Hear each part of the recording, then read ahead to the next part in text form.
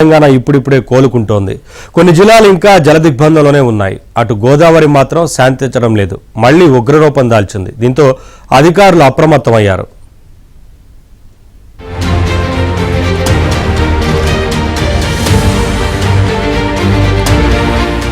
కామారెడ్డి వరద ముంపు ప్రాంతాల్లో కాంగ్రెస్ ఎమ్మెల్సీలు పర్యటించారు. జిఆర్ కాలనీ, హౌసింగ్ బోర్డు కాలనీలో వరద బాధితుల్ని ఎమ్మెల్సీలు విజయశాంతి, అద్దంకి దయాకర్, బల్మూరి వెంకట్ పరామర్శించారు. ఇంటింటికి తిరుగుతూ జనం కష్టాలు తెలుసుకున్నారు. ప్రభుత్వం తరఫున ఆదుకుంటామని భరోసా ఇచ్చారు. నిర్మల్, మంచిర్యాల జిల్లాలో గోదావరికి వరద తగ్గుముఖం పడుతోంది. దీంతో స్థానిక ప్రజలు ఊపిరి పీల్చుకుంటున్నారు. వరద కారణంగా బాసర ఆలయ పరిసరాలు నీట మునిగాయి. గోదావరి నుంచి ఆలయానికి వెళ్లే మార్గం పూర్తిగా జలమయమైంది. లోతట్టు ప్రాంతాల్లోని పలు భవనాలు, ఆలయ సమీపంలోని పలు దుకాణాల్లోకి వరద నీరు చేరడంతో పాటు పంట పొలాలు నీట మునిగాయి.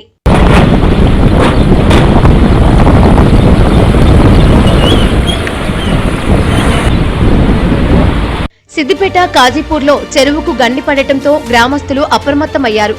గండి పెద్దది కాకుండా జేసీబీ, ట్రాక్టర్ల సహాయంతో తాత్కాలిక మరమ్మత్తు పనులు చేపట్టారు. ఇప్పటికైనా అధికారులు స్పందించి చెరువుకు మరోసారి గండి పడకుండా శాశ్వత పరిష్కారం చూపాలని గ్రామస్తులు కోరుతున్నారు. కాజీపూర్ పెద్ద చెరువు పెద్ద బొంగబడింది. దీనిపై అధికారులు అందరూ స్పందించి త్వరితగతిన మాకు కూడా సహాయం చేస్తే ఇంకా పూర్తిగా మేము పెద్ద చెరువును కాపాడుకోగలుగుతాం.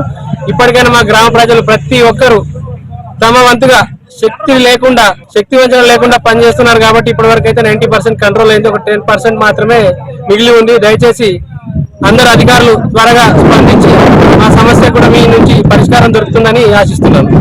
మంచిర్యాల జిల్లా ఎల్లంపల్లి ప్రాజెక్టులో భారీగా వరద ప్రవాహం కొనసాగుతోంది. అప్రమత్తమైన అధికారులు ప్రాజెక్టులో 25 గేట్లు ఎత్తి నీటిని దిగువకు విడుదల చేస్తున్నారు. లోతట్టు ప్రాంతాల్లో వరద నీరు ఇళ్లల్లోకి చేరడంతో ప్రజలు తీవ్ర ఇబ్బందులు పడుతున్నారు. మరోవైపు జిల్లాలో వేలాది ఎకరాల పంట పొలాలు నీట మునిగాయి.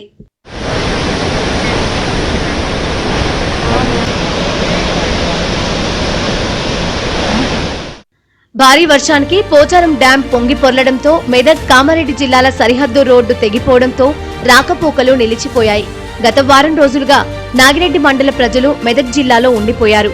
దీంతో స్పందించిన అధికారులు తాత్కాలిక రోడ్ ఏర్పాటు చేయాలని హైవే కాంట్రాక్టర్ను ఆదేశించడంతో పనులు కొనసాగుతున్నాయి. పాత రోడ్డు బ్రిడ్జి వద్ద తాళ్ల సహాయంతో రోడ్డు దాటే విధంగా ఏర్పాటు చేశారు.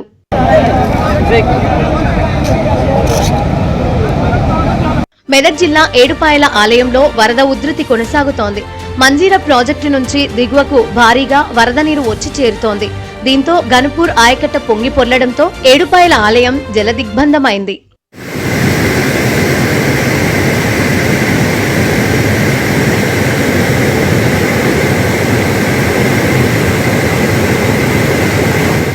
అటు గోదావరి ఉగ్రరూపం దాల్చింది.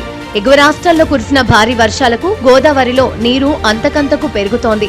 ఇటీవలే బాగా పెరిగి శాంతించిన గోదావరికి మళ్లీ వరద పోటెత్తుతోంది.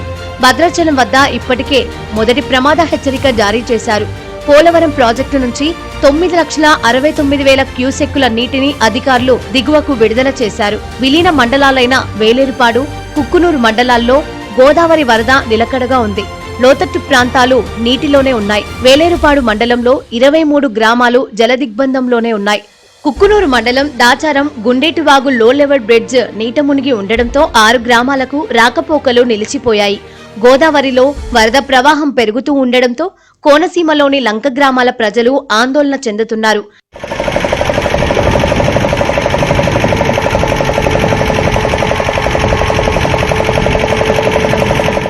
భద్రాచలం వద్ద గోదావరికి భారీగా వరద చేరడంతో ఉధృతంగా ప్రవహిస్తోంది. గోదావరి నీటి మట్టం 48 అడుగులకు చేరడంతో అధికారులు రెండో ప్రమాద హెచ్చరిక జారీ చేశారు. ముందస్తు చర్యల్లో భాగంగా ముంపు ప్రాంతాల ప్రజలను అప్రమత్తం చేశారు. లోతట్టు ప్రాంతాల ప్రజలను సురక్షిత శిబిరాలకు తరలించేందుకు ప్రణాళికలు సిద్ధం చేశారు. రామాలయం పరిసర ప్రాంతాల్లో వరద నీరు చేరడంతో స్నానఘట్టాలు నీట మునిగాయి. దీంతో భక్తులెవరూ స్నానఘట్టాల వైపు రావొద్దని హెచ్చరిక బోర్డులు ఏర్పాటు చేశారు.